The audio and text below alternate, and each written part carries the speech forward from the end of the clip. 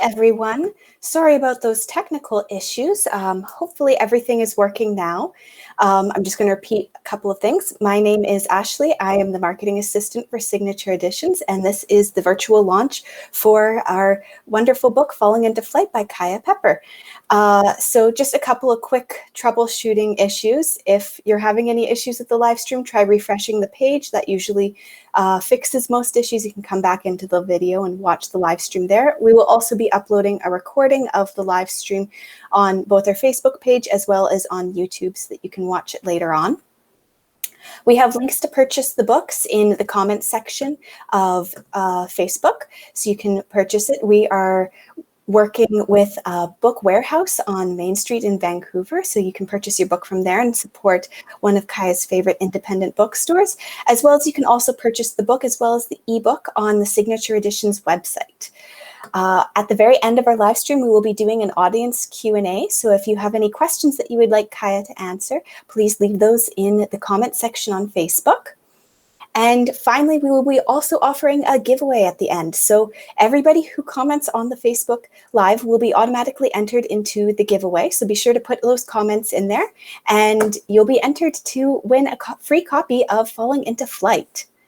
So with all of that said and done, I'm going to bring our host on screen. So our host tonight is Philip Szporer, who is a Montreal-based filmmaker, writer, and lecturer. He's been immersed in the Canadian dance world for over 35 years. Philip teaches in the contemporary dance department at the Loyola College for Diversity and Sustainability, both at Concordia University, and he was the recipient of the Pew Fellowship, the Jacqueline Lemieux Prize, and a Distinguished Teaching Award from Concordia's Faculty of Fine Arts. Philip is the co-founder and co-director of the award-winning arts program company Movement Perpetuel, and he has also co-founded Dance and Words, an organization which is dedicated to developing ideas and facilitate conversations around cultural discourse. Welcome, Philip. Hello, Ashley. Nice to be here. And now we're going to introduce our guest of honor, Kaija. So Kaija Pepper is a writer and dance critic from Vancouver, BC. She has written 3 books on Canadian dance and has contributed to numerous national and international magazines, anthologies, journals, and theater programs. Her book, The Man Next Door Dances, The Art of Peter Bingham, was a finalist for the 2008 City of Vancouver Book Awards, and her book, Theatrical Dance in Vancouver, 1880s to 1920s, was given honorable mention for the City of Vancouver Book Award. Kaija is a dance critic for the Globe and Mail and has been the editor for Dance International since 2013. She holds an MA in Liberal Studies from Simon Fraser University, and Falling into Flight is Kaija's first memoir.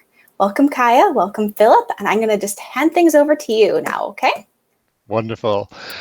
Kaija, it's lovely to see you. Hello, Philip. It's always such a pleasure to talk with you, and I'll just try to pretend that that's what we're doing, is just having a friendly conversation, and we're not being filmed at all. Not at all, not at all. I did want to start just by saying how much I enjoyed reading your book. It's gripping in parts, and it's so wonderfully descriptive in so many sections. So congratulations on this memoir. It's a wonderful piece of work. And Thank you, Philip. I appreciate you saying that to warm things up. Warm my heart. Absolutely.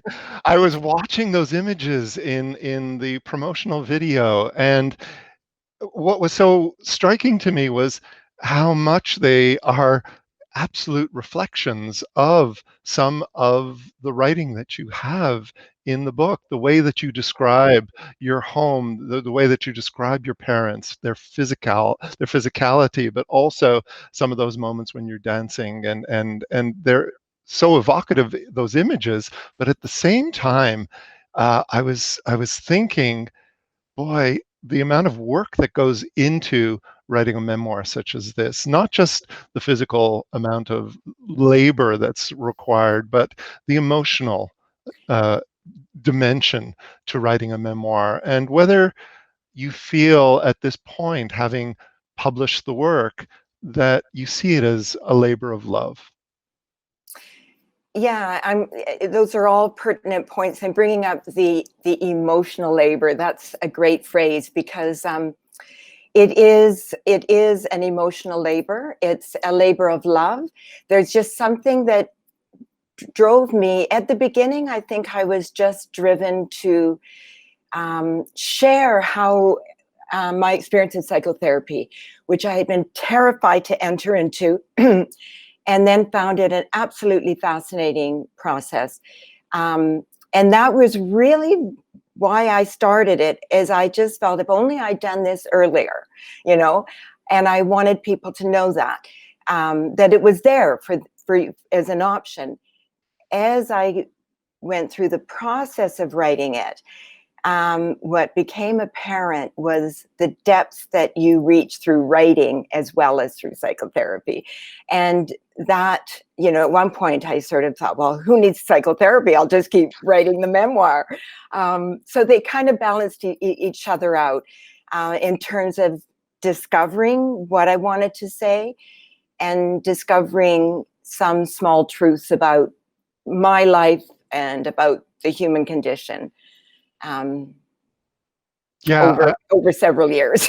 Over several years, and I think that's what is so striking about this particular memoir. I mean, one of the things that is apparent to me, at least, when reading the book, is that not only is this really talking about you, but as you describe in the latter part of the book, you say that you thank your parents in a way by saying that they are in starring roles in this particular book. And what's really, I think, particularly interesting is how you start peeling away the layers of your relationship with them, the relationship that they had with you, and how it changed over time. And I think one of the things that struck me, even though there are some harrowing moments in the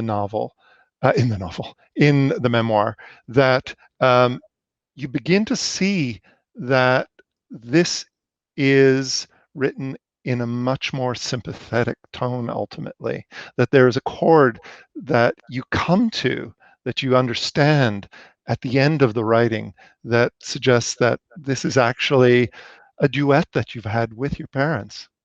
Oh, thank you so much for saying that, Philip, because, I really was racked with guilt about how, putting my parents center stage, particularly my father, who was such a shy and gentle man.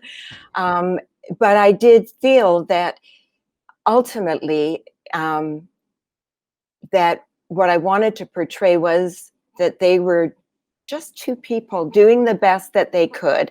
I had problems, they had problems, I'm sure my grandparents had problems. We have problems, and we don't have to pretend, we don't have to be perfect. We just have to be who we are. And that's just, I guess I came to understand that about them, that they were doing their best. And I really entered into, I think, a real understanding of the love that I hold for them. And I couldn't take out sort of the hard parts maybe at the beginning, because that was the journey.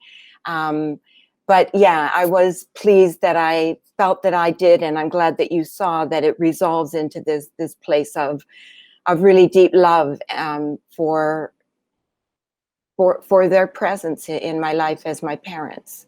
I have to say, though, that one of the things that really, for me, denoted how well it was written was that even though, as you're describing it, there were these hard sections that came about, for the reader, you bring us in such a nuanced way, and there's so much humor actually in some of the sections, and then all of a sudden you get to this point and it's like a gut punch in a way, because you realize that there is so much else that's there, but your recounting of some of these incidents and these moments is so cute, I would say, but nuanced as well. Well, that's interesting, because that, was something I did struggle with as a writer, particularly with the early childhood years. How do you write about being a child with all the triviality of your little problems in a book that is written for adults? And I think that, I tried actually writing in a child's voice in early drafts, and that only goes so far. It was interesting how quickly that ended. So it was over a lot of experimentation, trying to find a way to present the sort of the detail of the different stages of life, I guess. And certainly, yeah, I'm glad that the humor comes through, because I'm maybe not even sure where it comes through, but I know that I certainly felt it at times. And I certainly both laughed and cried as I wrote it. I mean, I sometimes did just like laugh out loud. And then other times I did get, pretty kind of choked up at what I was writing. So it comes through. It does come through. Terribly relieved to hear you say that, because, the fear about writing, I mean, my parents are both, dead. I could not have written this if they were alive. But, there is still that kind of, deep respect that I have for them as my parents. And so I'm relieved that the, I mean, that's what, what art is about, is exploring the nuances. It's never just one thing. A saint is also a sinner as well. And I think it's when we, put people on pedestals that we get into so much trouble, as we have found out over and over again, when, leaders are allowed to get away with so much because somehow we're over-investing so much in them. And I think that was something that I do feel strongly about. I didn't want to present saints. Yeah. Nor would I present sinners. Well, precisely. Exactly. And I think one of the key metaphors that you use in the memoir is that of a river, to describe the home life that you had when you were growing up on Clarendon Street in Vancouver. And as we've already understood, a good part of the book describes the psychotherapy sessions that you had with Dr. B. And in that relationship, the therapist helps you kind of lay bare some of the core issues of your childhood and the growing up years that you had in that house. But how did you come to name that chasm that existed in your childhood home, and how did it come to be a river? Yeah, it's interesting. It was an interesting process. So I think I realized early on that I needed some kind of a metaphor to explain the feeling of a depression that was in the home, that was in me, that was in my mother. And I'd read, and I can't remember who the author was, but I don't know, a long time ago, a writer wrote a memoir, and he used the metaphor, and it might have been the title of the book, of the dogs of depression that hounded him. And I just thought that was such a great metaphor, and I was so angry that he'd taken it before I could use it. And so it was like, well, that was so perfect. I just couldn't think of. And so I did work on trying to, find these kind of metaphors that explain things. And I think I had some others. So in early drafts, I had maybe more than one. And I think the way the river started really working was that I think in the early stages, I described, not being able to go underwater and hold my breath, a fear of drowning, that if I would jump into the water, sink to the bottom, and feeling like I would not rise again. Rationally, I will rise again. Everybody rises again, but feeling that I wouldn't. And then also all the rain in Vancouver. I mean, I love the Vancouver rain, but, visitors are always telling me, how depressing they find it. And so there's just like a lot of water, I think, imagery that was, feeling. So it did take a long time to find that metaphor, but it is funny when you find the right one, that it works. And the other ones that I found that I don't remember now, they weren't right. But this feeling of drowning and of something dividing the home and coming into the home and transforming it into a dangerous place just started to really fit. It's visceral, I have to say, for the reader, because it recurs, and when it comes up, literally it comes up, you feel so much for young Kaya. You feel that immediate physical, because it becomes the physicality of it is present in the way that you describe your emotions in those moments. It's so interesting. Oh, that's an interesting observation too, because I mean, as a dance critic, I am, used to writing about physical movement, physical expression, the way things look, and inferring the way things feel from the way they look. So I guess in a way, what you've just said explains why that image, was so apt, coming out of a physical experience of drowning, or the feeling of drowning, a physical experience, bringing me to that metaphor, rather than perhaps a more intellectual metaphor. And So, like I say, it connects with the reader in a very charged way. I mean, there are sections to the book which, again, always go back to the psychotherapy sessions. And I'm going to use a quote here where you talk about Dr. B, and Dr. B's interpretations were shaped by a keen belief in the importance of the primary caregiver in a child's early years. And in those moments, you are focusing very much on the influence that your mother had. But your father also was very much present in your life, and he is seen to have keen interest in the parts of you that both you were discovering, as well as showing a very heightened interest, for instance, poetry and music, the interest in your writing. And there was something about, there's a kindness, I think, that you put forward about your father that is very meaningful. So maybe you could just talk about perhaps the influence that your father did have on you as well. yeah, again, that's a very apt question, because on so many levels, first of all, yes, psychotherapy focuses on the primary caregiver, which was my mother. And I mean, I don't know. I think I always knew that psychotherapy focused on the mother. So I brought that expectation too. But also, I think in our family, we were,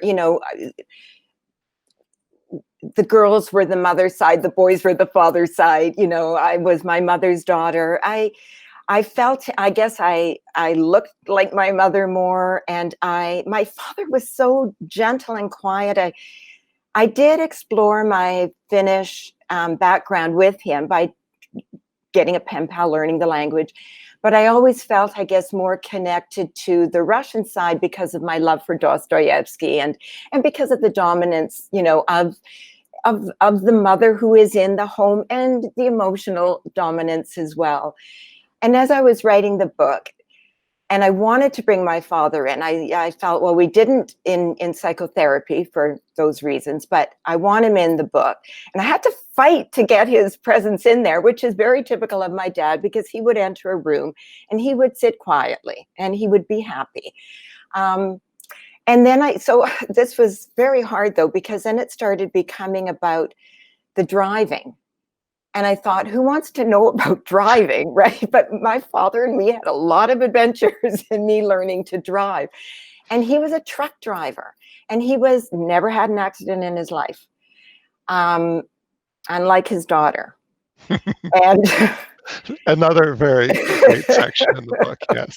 well, that was actually extremely hard to write, because it wasn't me. I'm not interested in cars, and I failed at driving, but it was a way to connect to him. And then also this thing about his service on the HMS Waskesiu, again, an area that he so mildly would talk about, that he was, in World War II, running the Azvik in a submarine, but he didn't talk about those. It was only after his death, by reading a book that somebody had written about the HMS Waskesiu, one of his shipmates, and talking to his childhood best friend, that I found, and this childhood best friend tells me, your dad was a hero. And, that was so lovely to hear. And of course, my dad wouldn't, if he would never say that, he wouldn't want me writing it. So it was hard to bring him in, but very, very meaningful and pleasurable to get him in there in these different ways. Well, one other aspect or one other element in the book is the power that you have in writing about dance, and especially there are sections from your childhood where you're describing really some beautifully written moments, the power that dance has or had in your life, but also I think has in your life. Mm-hmm. You are a dance writer and you are an editor of dance writers. And at one time you were a dance filmmaker as well. Why do you think you were attracted to the world of dance? What was it about the world of dance that attracted you? I guess as a child, it was a way to express myself. It's hard to believe now because I use words and, like you, I spend my life interviewing people. So I have a facility with words now, but I didn't as a child. I was very voiceless and I couldn't speak up. And it was quite a handicap up until probably going to university. But dancing, of course, is wordless, and you just do it. You don't think it through. So I guess I was just attracted to that ability to express things wordlessly, to work physically, to be moving. I'm always moving, even in my life. If I'm not walking, you know what I mean? I don't like sitting still. So I think it came naturally. Like so many of us in the dance world, we come to dance as children, but then our relationship with dance changes when we're older. And yet we still retain that beautiful romantic vision. When you meet a dance person, it's like, you know where they're coming from, because we all come from that strange attraction to this mute expressiveness. And we all have that in common. And so I'm not sure if I've answered your question, but I think that's what holds us all together is our allegiance and our interest in and our love of just doing it.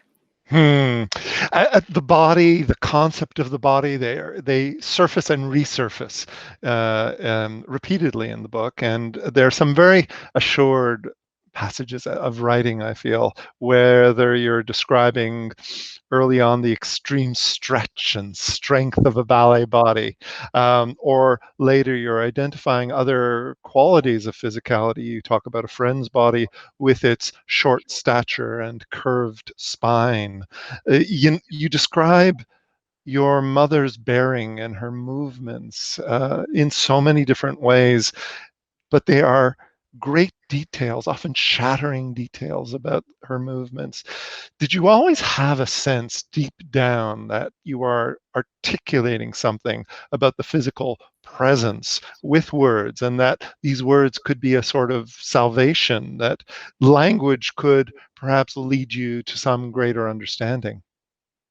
Yes, I guess I did. The odd thing is, I did start like writing at the age of 5, as well as dancing. And mostly in my life, people would know either one or the other. So I have always retreated into words. I wrote sappy poetry as a, 10-year-old and 11 and 13-year-old, and seared on my brain some of the rhymes. So I did. I've always felt drawn to do both. And I think writing the memoir, what I learned in early drafts was that the dance had to be in there because that was my strength. And without the dance, I don't know, it just had to be there. It's where I started finding out the real truths of what I wanted to write, when I started thinking of it as the family dance, then I understood things better by describing things physically. Were you always writing as a child? Journals, diaries, that kind of thing? Yeah, I did. I was, yeah.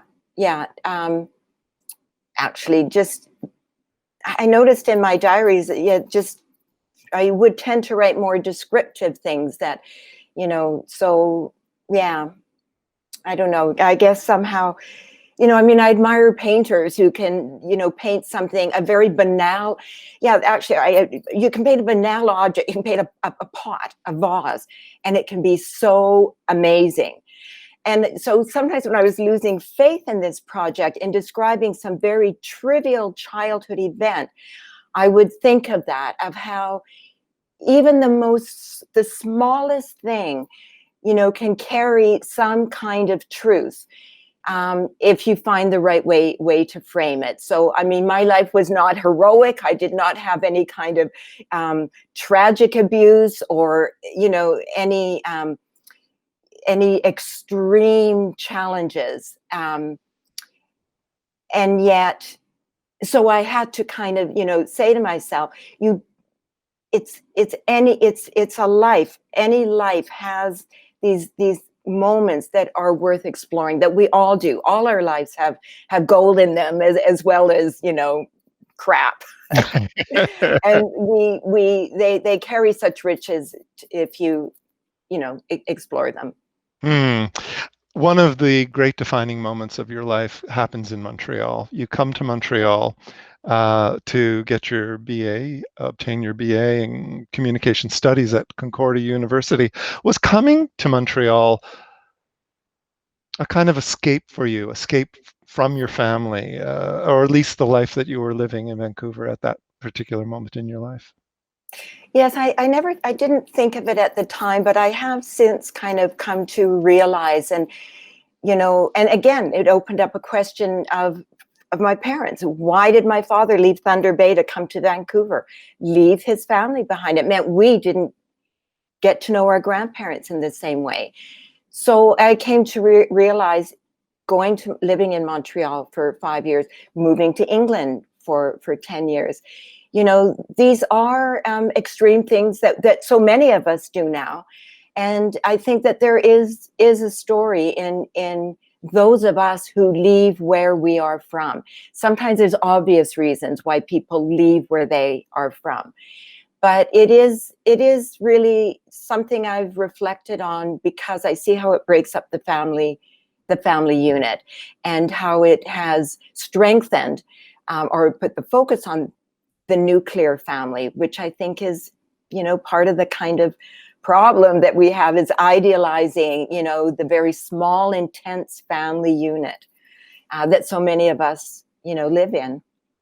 One of the great moments that you have in Montreal is at Concordia, is taking classes with Father Mark Gervais in his film aesthetics class, and some other classes that he taught there. And these were exciting classes. I took some of those classes as well.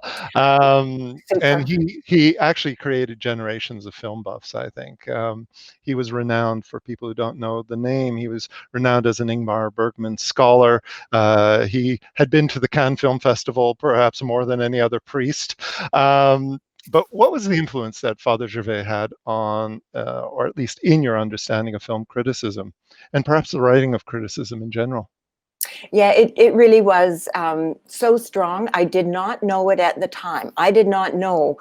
I didn't have the foggiest idea about being a critic or a dance critic. I don't think I read criticism at that time. I read history books on dance. I took it, and for me, it was, I guess, the first time of really having an intellectual mentor, exploring film. I mean, if you know what he was like, he could take one frame of film and talk about it for an hour. It was absolutely fantastic. And he was so elegant. And he just loved the actresses and the actors. And, he would channel Cary Grant, and it was so marvelous that he found so much to say about the film itself, and that he would be on your back if you started idealizing the filmmakers. He didn't want hagiography, as I said in the book, and as I would tell my students when I taught writing courses.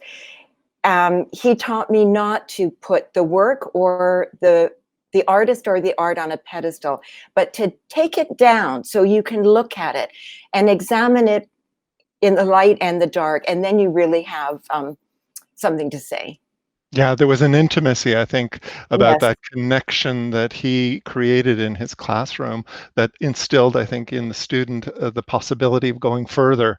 Sometimes it was intimidating, but about your own writing, but at the same time, it did take it further. Yeah, it was, I mean, I remember then still being at the very mute stage, and I'd be sitting in class and everybody would be talking. And I found it so hard. I'd have to screw up my courage to speak. And it's so hard to look back and to understand what was I so afraid of. So someone like Mark, who certainly mentored me and, you know, brought me into the course where he had 12 students, and it would just be 12 of us sitting around a table talking. That was so important to me. His encouragement and his feeling that I had something really interesting to say. Yeah, he would cut you down too, but that was okay. Yeah, clearly, I mean, he was a very important figure to you in terms of your evolution as a writer, but you also reassess your understanding of Father Gervais through the lens of the Me Too movement. How difficult was that to write about? That was really hard, because I felt like I was again betraying Mark. But then I came to remember his own desire to not put people on pedestals. And then I just felt that if I wanted to say anything true, that I needed to go with that as well. And you know, I still see today, you know, the same kind of dynamic playing out all the time, you know, the powerful professor in all kinds of relationship, and students are less powerful. Professors carry a lot of power. So I guess I wanted to put that relationship out there too, in the way of just exploring the power dynamic. Again, I think it's an extremely well honed section of the book because one senses your complete inspiration from this man. At the same time, there's this other current which is disturbing, and I think you put it out there in a very well measured way. But you feel that again, that the difficulty of putting this forward in a current context. Yeah, well, in some ways, the current context helped me because it gave me a frame. Because when I first wrote it, I didn't have the current context in there, and I felt a little, I don't know, it was scary, and somehow having that frame, but without doing it in any sort of a heavy-handed way, but just having a little bit of a frame to give me courage to do that. Let's talk a little bit more about dance. We see again from the lovely footage at the start of the talk, we see you in a performing mode. But how did your perceptions change when you moved from studying and performing dance to then critiquing dance, to writing about dance? It happened so naturally, you know, that I don't think it was never a conscious kind of decision. It just, you know, I guess when I was younger, I was just pursuing my interests. And at the time when I started writing criticism, I was living in England and working in British television. And this was my creative outlet because I just never could lose that connection to dance. And I guess I always feel that, you know, when I'm writing, it's like, I like to bring the words alive on the page. It's like a dance on the page. For me, the style is very important. I did find it challenging to be edited in the early days by maybe more in the newspaper side where, you know, you have to be so very clear in your writings. And then I just kind of learned to try to be clear and stylized and dancing on the page. So yeah, I don't feel like I gave up dancing.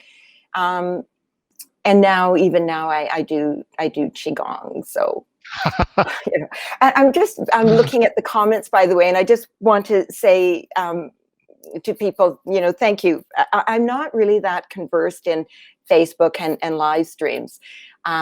So I don't know, but I just want to say to everyone who is commenting, whether about Thunder Bay or whatever, it's great to see you there and to have you present. So thank you. One of the things that you talk about, again, one gets a sense of being a dance critic, but what does it take to be a good dance critic? You always hear the popular wisdom that everyone's a critic, right? What guidelines would you put forward to help someone to be able to think like a dance critic as you view a performance? What would you perhaps even recommend to young people to think about if they want to pursue criticism as a career? Well, I would never recommend anyone pursue criticism as a career. I would never recommend dance in any way as a career.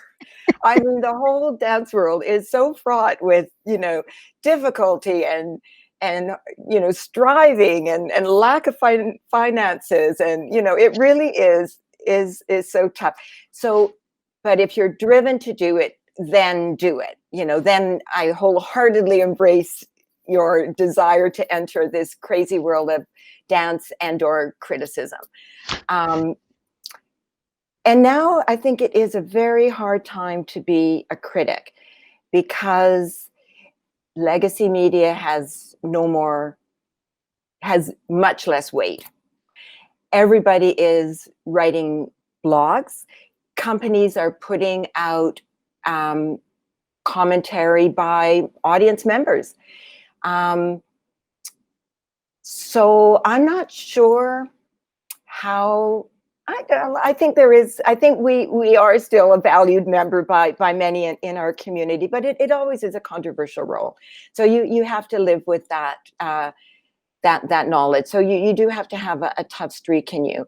But if you love writing, and you know, Philip, I think that's maybe the biggest thing. You have to love writing as much as you love dance, because writing is just as hard in a different way, and you have to write and rewrite. You have to enjoy that process. And I would also say you have to, the thing that I hold on to is having allegiance to dance, that what I'm really doing is writing about dance. I might be writing about a specific piece, specific dancers, specific choreographer, specific company, but it's dance is some kind of great, wonderful, mythical art form that we love and we honor. And, you know, it's messy sometimes. Absolutely. You have written two influential books, I think, on the Vancouver dance scene, a book on Peter Bingham and another book on Kay Armstrong, for which you received nominations for your writing. Which is more difficult, writing about your own life or writing about other people's? Writing about the memoir was definitely the hardest thing I've ever written. It took the longest. And I both recommend it and don't recommend it.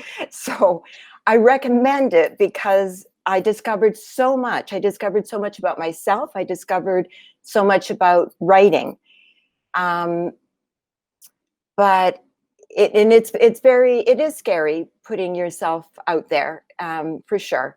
It's a crazy thing to do. It really is. You know, looking at it rationally, I don't know why I did it at all.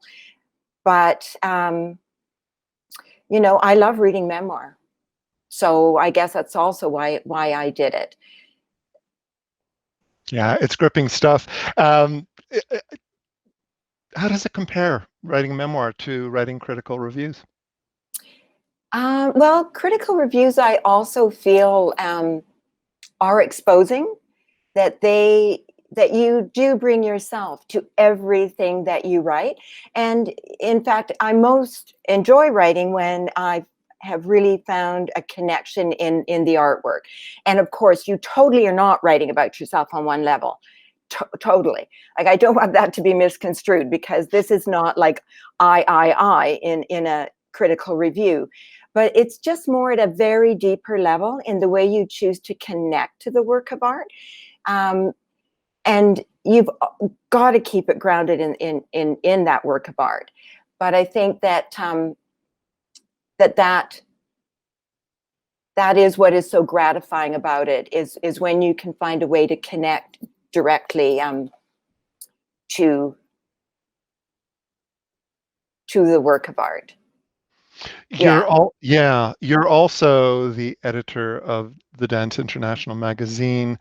When you think about writing and editing, not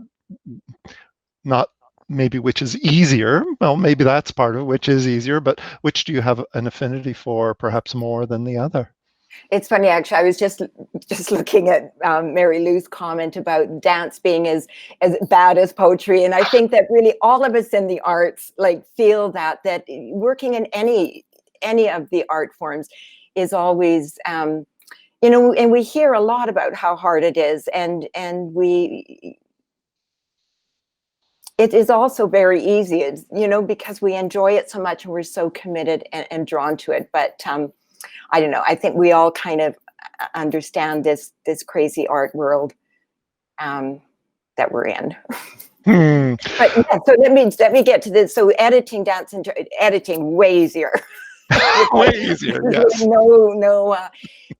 And that's what I like about editing, is getting into the piece of writing. I get driven by working on the writing, and I really enjoy working with writers who enjoy taking an edit and flying with the edit and then going further, because and the writers that don't, you know, I mean, we all get our feelings hurt when, you know, we get an edit, you know, we wish it was perfect.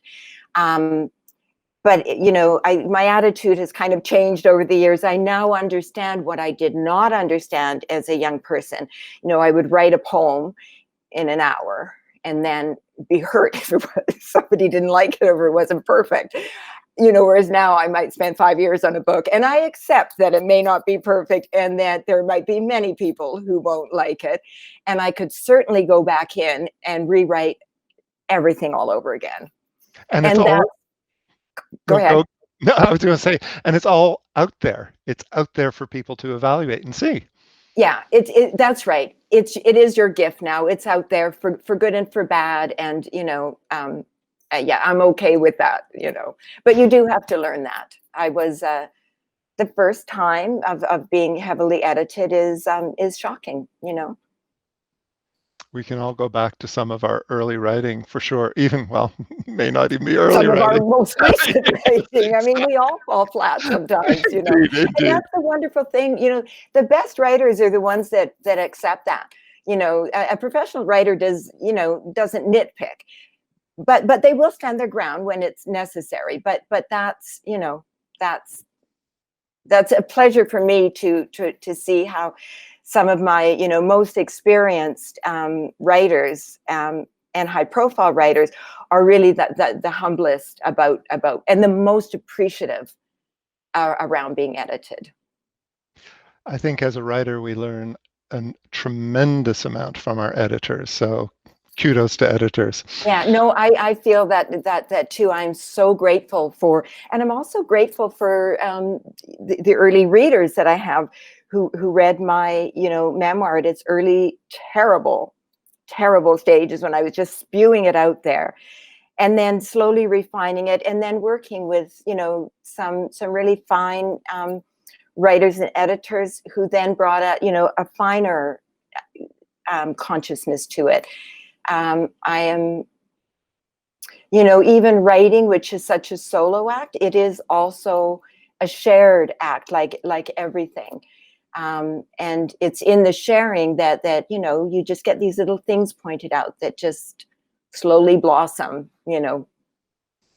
And make you a better writer. Absolutely. You know, it's that's that awful thing, is each time you're approaching it anew. Let's take some questions from the folks who are here. I don't know quite how we're going to do this, but let's see. I'm just going through to see if there are questions. No, you've got a lot of congratulations, which is lovely. Now, a couple of people have asked for me to read something. Oh, is this a okay. good time to do Sure. that? Absolutely. So I did see your comments, but I'm shy about that. I didn't want to. But if there aren't questions, shall I? Yeah, why don't you read a section, and there is one question from Holly Harris, which we can come to Okay. afterward. All right. Yeah. Well, I'm going to read something really short because I feel I've just kind of put it out there. But I think that, so I'm just going to read one paragraph from the beginning. I'll read just the opening little section. So this is from the very beginning of the book, so it really doesn't need any introduction. And it's called The End of the Family Dance. My father stands beside me, looking exactly like he did the afternoon we went for a ride in his Lafarge cement truck when I was 5, and he was a strong, handsome 37-year-old. I am ageless, or rather every age. Not 5 or 16 or 31 or 50, but carrying a whole lifetime within. It's a T.S. Eliot moment, probably inspired by dipping into 4 quartets nightly since Dad died. The poem's play of time on the page is comforting, not because it carries reassuring truths, but because Eliot's desire for order and sense quivers and quakes hopefully between the lines, in the words strung one after another, leading me into the dance he creates through precise, dynamic rhythm. Because I love dancing, I fall into step, and the poem moves me. In my dream, which follows months of pondering a few pages or a few lines at bedtime, my good luck charm before sleep. In my dream, I see Dad precisely, but because I'm inside myself, my own image is vague. I am definitely not a little girl anymore, but like a child, feel reassured by his presence, though all we do is stand side by side. Nothing happens or is going to happen except the wonderful standing together. That's an excerpt from Falling into Flight. This is Kaija Pepper's memoir, which has just been published by Signature Editions. We have a question here from Holly Harris, who says, Kaija, now that you've scaled your own personal Everest of writing a memoir, who or what else would you like to write about? What's your next book? Oh, Holly, I've been working on ideas for books. And yet, in a way, I felt kind of blocked until this was out. So, I feel like I could write about anything. Can I get anything published? Probably not. So I think I'm juggling now, I guess, where I want to go. I would like to write more about Vancouver, I have to say. Vancouver's going through a hard time right now in many ways, culturally and socially, politically, in terms of housing and health. But I do love this rainy city. So yeah, that's kind of figuring out a way to do a memoir about Vancouver, and yeah. Gigi Berardi Allaway writes, how long did it take to write the book? Writing the book took a long time. Okay, so maybe 5 years, maybe longer. I don't really want to say how long. It was years. And once I thought I'd finished it and I started looking for a publisher, I still kept, going. I say it took that long, but then there were also, I wrote it and then I went away and worked on other projects and then went back to it, which was very valuable. I'm so glad that I didn't, do that thing that I, do, is write something and no, it's finished. So I think the years that it took, the years that it could sleep in my subconsciousness, I think were really valuable. And again, as you describe, or you've noted that you did many workshops. You went to many residencies to Mhm. continue the writing in order to bring it to a new phase.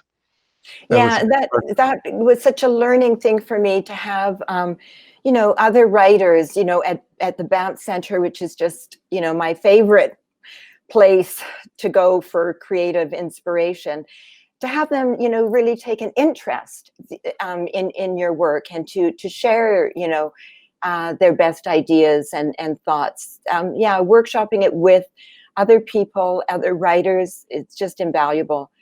Um, I didn't know that when I was younger. I didn't know that people could actually support you in a writing project, and I think I tried to do it all by myself.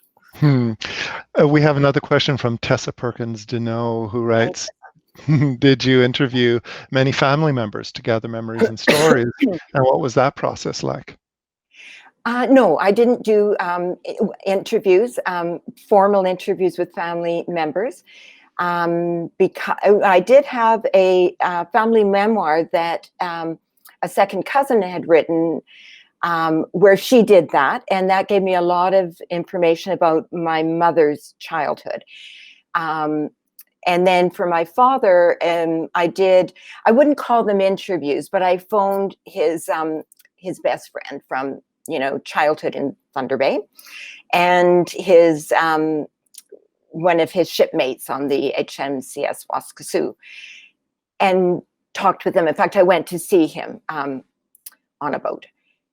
But I didn't do formal interviews. My parents were dead, and they're the stars of my book.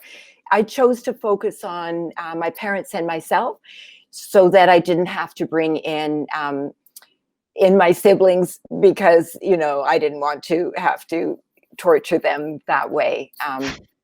So yeah, I wish that I had been able to interview my parents. I wish I'd started this when they were alive, Tessa, to be honest.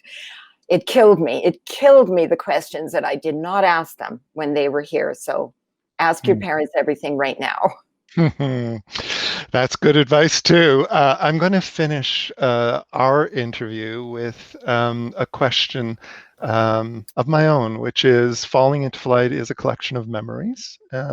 Do reading and writing bring about understanding, or does understanding come about of itself?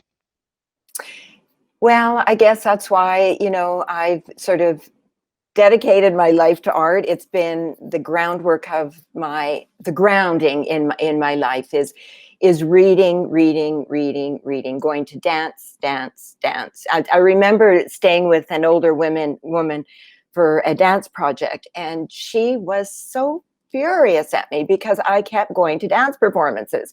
And she thought because we were doing our own performance that I should, just stay at home at night when we weren't performing, and just be, with her. I just, going to the theater, which we can't do right now, is just, such a place of joy for me, and such a place of discovery and sharing. So I don't know. I can't imagine how I would know anything about anything if I didn't go to the theater and if I didn't read books. This has been such a pleasure. Thank you so much. We're going to pass it back to Ashley. Hi. So we've got a whole bunch of people that have entered into our giveaway. So we're going to announce the winner of that. So I got all the names written in a hat. So I'm going to randomly pick someone who's going to be the lucky winner. I like the hat. It is Angela Brown. So Angela, we will be contacting you so that we can get information on how to send you your free copy of Falling into Flight. If you were not one of the lucky winners, there are links to purchase the book in the comments, so be sure to do that. And thank you so much for joining us this evening and for bearing with some of our technical hiccups at the very beginning there. Thank you to Kaija, and thank you to Philip for doing this. This was such a lovely evening. I just want to say one thing. First, I'm happy for Angela Brown for winning the book. And I want to thank Philip. I can't leave without saying thank you, Philip. I was, really dreading talking about myself.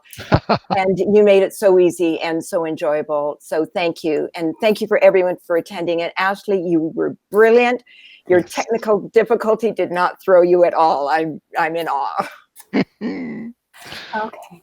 Well, I Thank hope you. everybody had fun and that you have a lovely evening.